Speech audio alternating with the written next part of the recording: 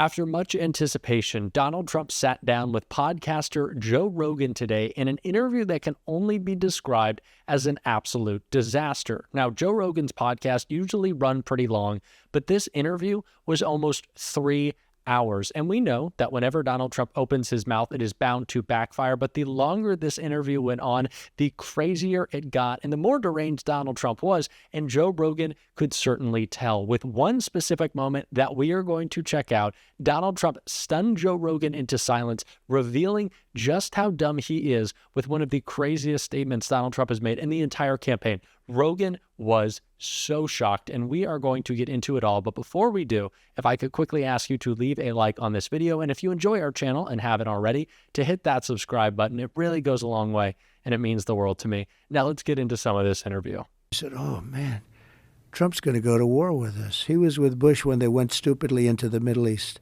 They should have never done it. I used to say it as a civilian. So I always got more publicity than other people, and it wasn't like I was trying. In fact, I don't know exactly why. Maybe you can tell me why. Oh, I could definitely tell you. You said a lot of wild shit. Maybe. I don't agree with Joe Rogan on everything, but certainly that assessment is spot on. Donald Trump, yeah, you get a lot of media coverage because you do crazy and horrible things. We are talking about you being a fascist right now because the chairman of your Joint Chiefs of Staff and your former chief of staff called you a fascist because you are one. So of course we are going to cover that. And of course you are afraid of that coverage. And we can tell that Donald Trump is insecure about these interviews because of what he said right here. Can you imagine Kamala doing this show? I could imagine her doing this show. She'd be laying on the floor. She was supposed to do it, and she might still do it, and I hope she does. She's not going to do it. I will talk to her like a human being. I would try to have a conversation with her. If she did this kind of an interview with you, I hope she does, because it would be a mess. She'd be laying on the floor comatose. You'd be saying, call in the medics. I think we'd have a fine conversation. The idea that Kamala Harris couldn't do an interview with Joe Rogan just baffles me, that Trump thinks he is a better interviewer, that he has done more media appearances when he is canceling interviews and rallies left and right, wouldn't sit down with 60 Minutes because he was so afraid. The last time he was on 60 Minutes, he literally walked out of the interview. Just an absolute joke of an answer for Donald Trump. And it continued to get worse as Joe Rogan asked Donald Trump about the biggest failure of his administration. And he said this. So the one question that you'll ask me, that I think you'll ask me, that people seem to ask, and I always come up with the same answer. If the one mistake, because I had a lot of success, great economy, great everything. Everything was great. The military, we rebuilt it, biggest tax cuts in history, all this stuff. We had a great presidency. 3 Supreme Court justices. Most people get none. You know, you pick them young. This way they're there for 50 years, right? So, you know, even if a president is there for 8 years, oftentimes they never have a chance. I had 3. It was sort of the luck of the draw. But I will say that it always comes back to the same answer. The biggest mistake I made was I picked some people. I picked some great people, you know, but you don't think about that. I picked some people that I shouldn't have picked. I picked a few people that I shouldn't have picked. And neocons?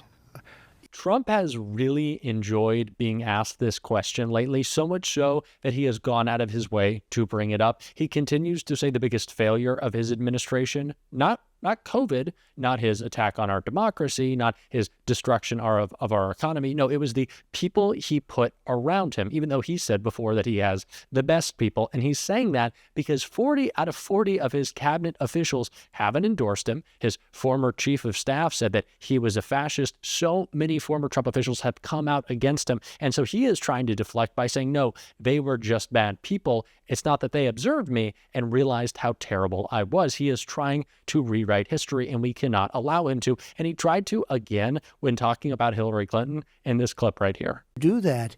Will you do that to him, to them, if you win? You know, the presidency has tremendous power. I could have put crooked Hillary in I respected jail. That you didn't, because what you said was it would be bad for the country. No, I couldn't even imagine. You have, first of all, Secretary of State, but more importantly, the wife of the President of the United States of America going into jail. And if you ever saw, when I'd say something about her, they'd all say, I didn't say it, I never said it. They say, lock her up, lock her up. And I'd always go, take it easy, just relax, we're going to win this thing, take it easy, take it easy. And I'm telling you, I kept it down, just the opposite. Now they say, oh, Trump wanted to put her in jail. No, I saved her from going to jail. They had more stuff on her. And Comey had it, because when Comey got up, and he stupidly, because he's a stupid guy too, he's a stupid son of a bitch. He got up, Joe, and instead of saying she's innocent of all charges, he went over each charge, and each charge was a killer. And he'd go, and as far as her doing this, she's innocent. And this, and then she's only an unfair prosecutor for it. We'd go, but every time you heard these charges, they sounded so bad. They were bad. And all it was is This couldn't be further from the truth. He said there that his crowd would chant, lock her up, and he would try to settle them down. Now, that is actually true of Kamala Harris, who, whenever she hears lock her up chants about Donald Trump, who is already a convicted felon, mind you, she says, no, we got to beat him at the ballot box because that's what matters. That's what we have to do first. Donald Trump wanted to put Hillary Clinton in prison. Donald Trump wants to put all of his political opponents in prison and tried to under his administration. That couldn't be further from the truth. He is a completely corrupt and dangerous individual. Of course, we know that during his presidency, but even before his presidency, when he was a private citizen, Donald Trump talked about in this clip trying to be corrupt with a congressman. I don't know why he's admitting it, but let's take a look. One little thing. So there was a congressman years before I ran, and I was very close to him. And I needed a license on something, and he was very important in getting the license. But it was a little bit controversial, the license, this particular thing that was being licensed. But I was close to this guy and helped him and everything else. And I went to him. I said, I'd like to have your help. And he said, let me take a look at it. I said, ooh, that's not too good. But I really hope you're going to help. And anyway, he tapped me along for a long period of time and ultimately didn't do it. And I said, you are a stiff. You could have done this thing so easy, etc. But it was controversial. He was in Yes, even before Zelensky, Donald Trump was clearly trying out his quid pro quos on members of Congress. I don't know why he's trying to admit that, pressuring someone into giving him a license. I don't know, but that's what Donald Trump does. Like I said, as this interview went on, it only got crazier. And like I said in the beginning of this video, one specific moment absolutely stunned Joe Rogan, and we can see it in this clip right here. Did you just float out the idea of getting rid of income taxes and replacing it with tariffs? Well, okay. Were you serious about that? Yeah, sure. But why not? Because our country was the richest relatively in the 1880s and 1890s. A president who was assassinated named McKinley. He was the tariff king. He spoke beautifully of tariffs. His language was really beautiful.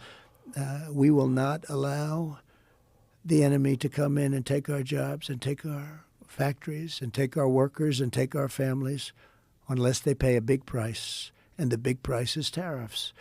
And he'd speak like that, but he was right.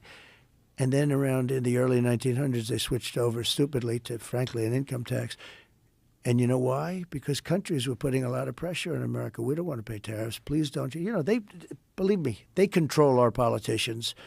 If you look at the kind of numbers that these guys make then and now, but we had a commission meeting in the I think it was 1887. Think of this problem.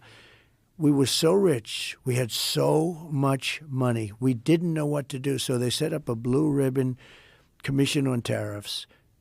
And the sole purpose is what to do with all the money we had.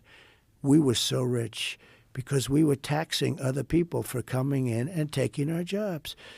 You can tell just how shocked Rogan is by this proposition by Trump to completely eliminate income tax. He doesn't know what he's talking about. His plans, as we know, would be devastating to our economy, add trillions more to the debt than Kamala Harris. And that is why business officials left, right, and center have endorsed Kamala Harris as much better for business, because Donald Trump has already been a disaster and we know it would get even worse. And that's why so many people are talking about this from all sides, except for, of course, the MAGA media. Which, speaking of which, Joe Rogan tried to make this point about the media that I want us to take a look at, and then we're going to call out. It's a creepy, corrupt business, and the media, to a large extent, acts as a propaganda arm for the Democratic Party.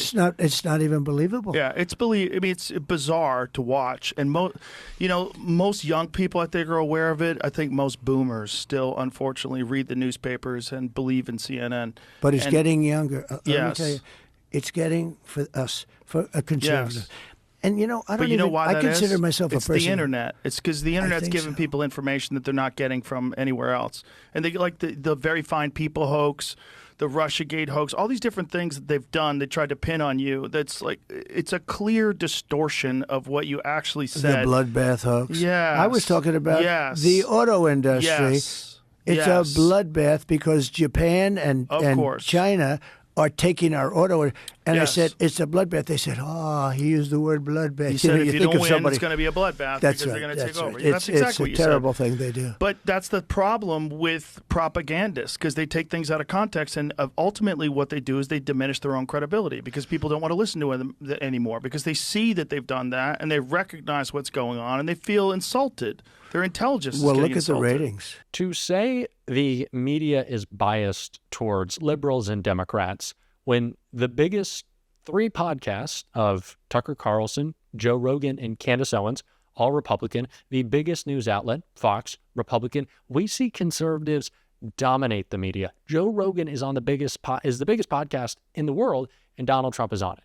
That is such a complete lie that the media is skewed towards Democrats. It is absolutely the opposite. We just saw the Washington Post editorial board be unable to endorse Kamala Harris because they are owned by a billionaire who wants big tax cuts. That is just a complete lie. And we see more of those lies as Rogan's trying to buddy up to Trump in this clip right here. But there's probably no one in history that I've ever seen that's been attacked the way you've been attacked and the way they've done it, so coordinated and systematically. When you see those same people in the past, very favorable to you, like Oprah, when you were on Oprah's show, Very. she was encouraging you to be Last president. week, I did one of her last shows. I think maybe Thursday or Friday. That was a big deal, being on Oprah's show, the last one.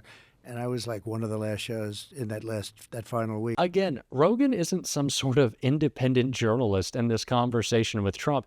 Although he realizes how dumb he is, he's still trying to be nice to him.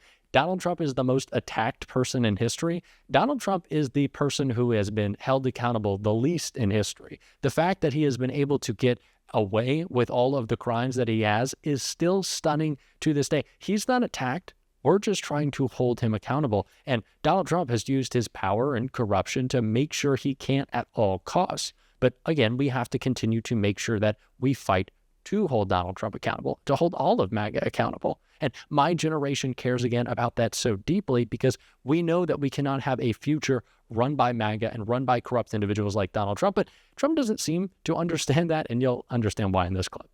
So I have a son who's very smart and tall, Barron, right? And he knows all about you. He knows about guys I never heard of.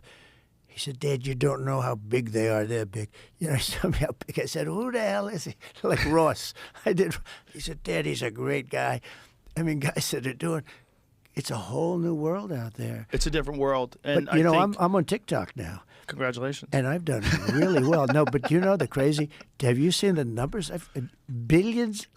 Billions of hits. It's crazy. I'm sure. TikTok's a wild application, And I've though. gone up 30 points. A Republican is always down 30 with young people. I'm plus 30. And I'm on TikTok. I think it's had a huge impact. Young people are rejecting a lot of this woke bullshit. Yeah, Young they people are. are tired of being yelled at and scolded. They're tired of these people that they think are mentally ill telling them what the moral standards Yeah, of right. society should be today. And people are upset. There's a big difference now, but even in just a couple of years, I was shaking hands with people. They're young people. The rebels are Republicans now. They're like, you want to Yeah, be I a never thought rebel? of it You that want way. I to be think punk you're right. rock? You want to Yeah. buck the system? You're a Yeah. conservative now. Yeah, Donald, I can promise you that my generation does not feel the way about you that you think they do. I don't think you are up 30 points with Gen Zers like me. I can go ahead and guarantee that for you. But again, as this interview went on, Donald Trump lost his mind. Really just a complete disaster. And I cannot believe he was even able to talk for 3 hours almost. But yeah, not great stuff from Donald Trump, stuff that we are going to continue to call out every single day. And if you want to support that, as always, you can hit that subscribe button. You can leave a like on this video. And if you stuck around to the end, you can drop a blue heart in the comments. And until next time, I'll see you soon.